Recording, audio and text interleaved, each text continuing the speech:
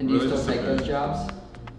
Me personally, not as much anymore. And they don't necessarily know what they want to shoot, but they advertise that they're shooting everything. I don't really think that helps them. How do you feel about that? At Icon in Progress asks, how do you find the right clientele or find people to work with who know what they want?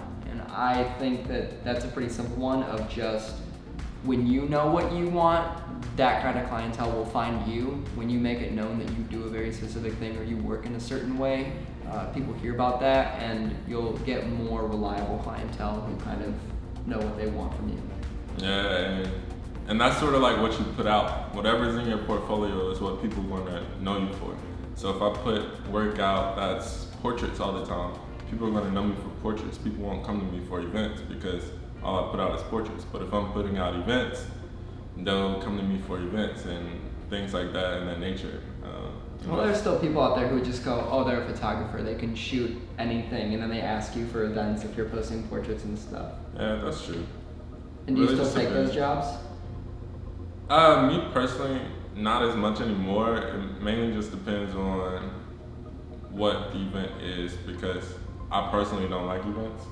I'm sort of like went away from that stuff mainly because that's just not what I see myself doing in the future. So you're kind of just doing this like preemptively of just letting people know that you only want to do a certain kind of thing so that the people coming to you know what they want. Yeah, and I think that's how you sort of stay happy as a creative. And that's how you sort of stay in a good mindset as a creative as well. Doing what you want that makes you happy. Because, I mean, it's all different types of photography and people have better experiences with certain ones. Like, you'll hear a lot of people be like, yeah, I used to do weddings, but I'll never do them anymore.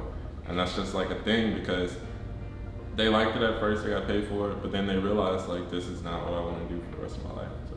I know it's a common thing too when you're just starting out, you kind of want to have, you know, you'll shoot anything just to know what you like and get more experience doing a lot of stuff, but a lot of people will start their first website and then put like 10 different portfolios on there and they'd have like a wedding portfolio and a beauty portfolio and a nature portfolio and like all these bunch of different things, and they don't necessarily know what they want to shoot, but they advertise that they're shooting everything. I don't really think that helps them. How do you feel about that?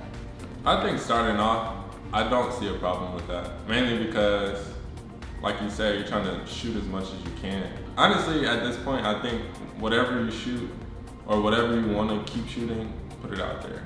One thing I'm realizing now is that people want an all-in-one type of deal. And although that's not necessarily ideal for your creativeness, it is like a plus when someone needs photos and video, or someone who can shoot portraits and can do events all in one, because it's just easier to hire one person than it is to hire two. Plus, building a team around you will really help with that. If you, like, for example, if you shoot portraits but people ask you to shoot events, making friends with people who you know do shoot events and are good at that makes you look good when you can pass along other people that can help them more than you can.